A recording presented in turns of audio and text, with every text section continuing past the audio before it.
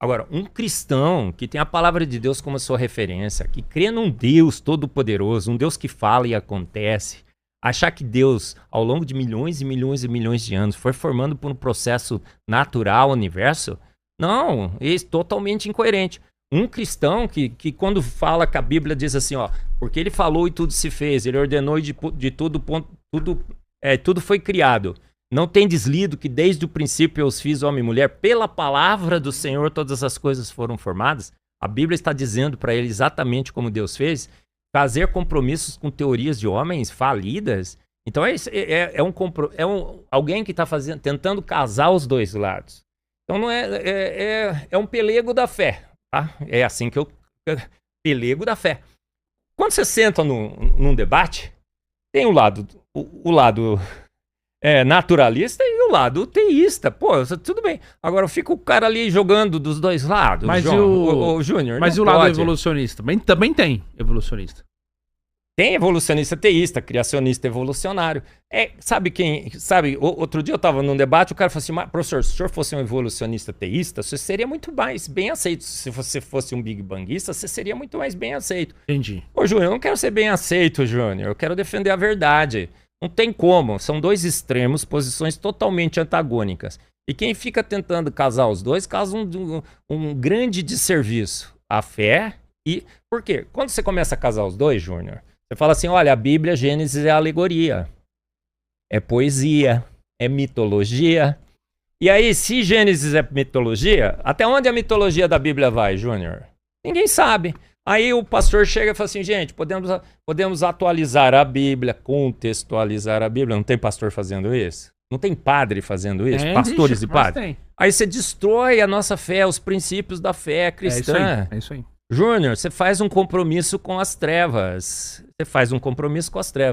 Por isso que há tanta confusão na igreja hoje. Porque a igreja achou que o evolucionismo tinha vencido, o big banguismo tinha vencido. Teve gente que fez meio compromisso, se tornou big banguista, outros se tornaram evolucionista teísta e virou uma confusão. Agora, a gente com boa ciência, o design inteligente, Júnior, com boa ciência, está fazendo o quê? Levando os cristãos de volta à boa palavra de Deus, Júnior. Essa é a grande vantagem. Ó, isso aqui é verdade absoluta de Gênesis 1:1, Apocalipse 22:21, e ela descreve como a terra foi feita, como a vida foi feita, pronta. E a gente está atolado, afogado de evidências. Você também pensa assim, ô Luther? Tanto na questão do Big Bang, por exemplo? Eu não acredito que teve um Big Bang, porque precisa ter realmente bastante fé para isso. Só que assim, eu não sou tão incisivo quanto o Marcos nessa questão. Eu acho que é um campo em aberto. Eu estudo em relação a isso, só que também não é muito a minha praia. Tem cristãos que vão acreditar nisso. A Bíblia em si, eu não vejo ela se posicionando claramente nem de um lado nem do outro. Diz que Deus criou tudo, mas não diz exatamente quando. Então, a minha posição diverge um pouco do professor Marcos em relação a isso.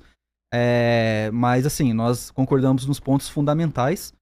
E é que, assim, essa não é uma questão de design inteligente propriamente dito. Essa já é uma questão mais pessoal. Então, eu, pessoalmente, eu acredito que... Não acredito num Big Bang, mas acredito que o universo seja um pouco mais velho que a Terra, no mínimo.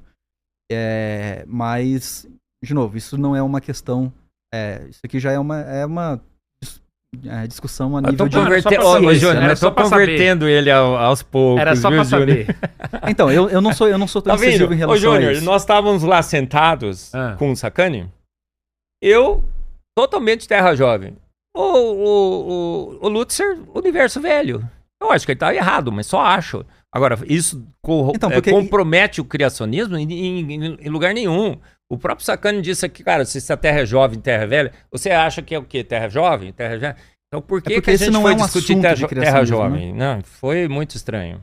Esse não é um assunto de criacionismo. Então, o criacionismo, o ponto do criacionismo é Deus, aliás, não é nem questão de Deus, tem criacionista que nem acredita no Deus bíblico, por exemplo, mas que houve uma criação intencional que fez todas as coisas. Então esse é o ponto. A origem da vida seria o tema mais relevante possível para o criacionismo.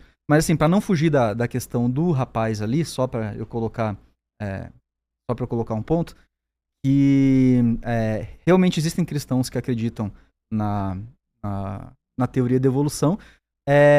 Agora sim, já que é cristão, aí a gente entra na questão mais da teologia para esse ponto, né?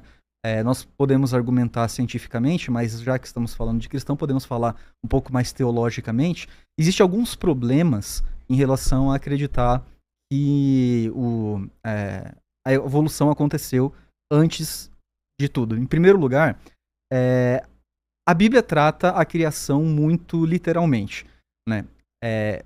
A numeração de dias ali, do jeito que ele fala, primeiro dia, segundo dia, esse ordinal ali, você não vê isso em textos simbólicos.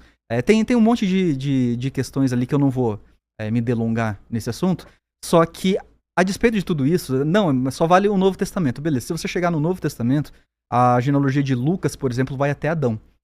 E diz que Adão foi o primeiro homem, filho de Deus, criado à imagem de Deus.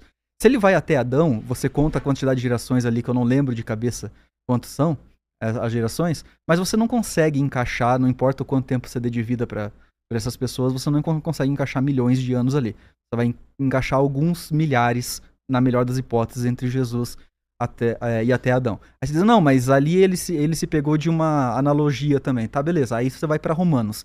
Em Romanos diz que a natureza geme por causa do pecado de Adão.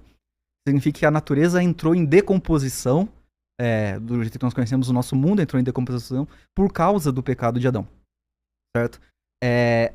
Aí ele diz assim, não, mas isso pode ser linguagem simbólica, beleza. Só que daí Romanos capítulo 5 também diz que a morte entrou no mundo por causa do pecado de Adão.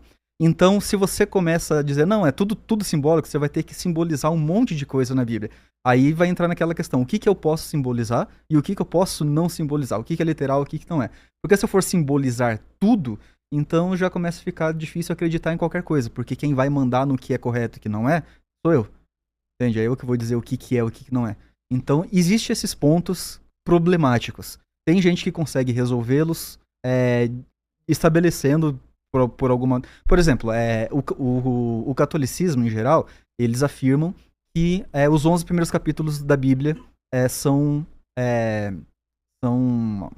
simbólicos. Se você quiser. Né? E beleza, eles se harmonizam com isso.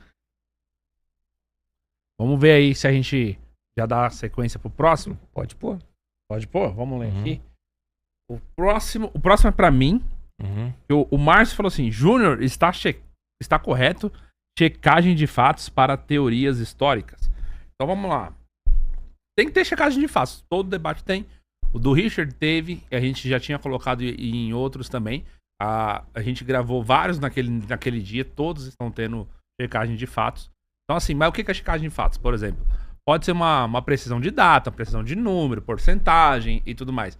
Mas a gente coloca normalmente que se aquele argumento, ele é muitas vezes uma coisa que é um consenso, o que a maioria das pessoas dizem, ou se é tal corrente de pensamento, a gente joga a informação que muitas vezes a própria audiência pede, entendeu? Então a audiência pede checagem. A audiência pede que a gente faça coloque um texto, coloque uma questão, não apenas para corrigir, às vezes para falar que tá certo também. Ó, esse argumento tá certo, isso daqui é verdade. Mas é isso, gente.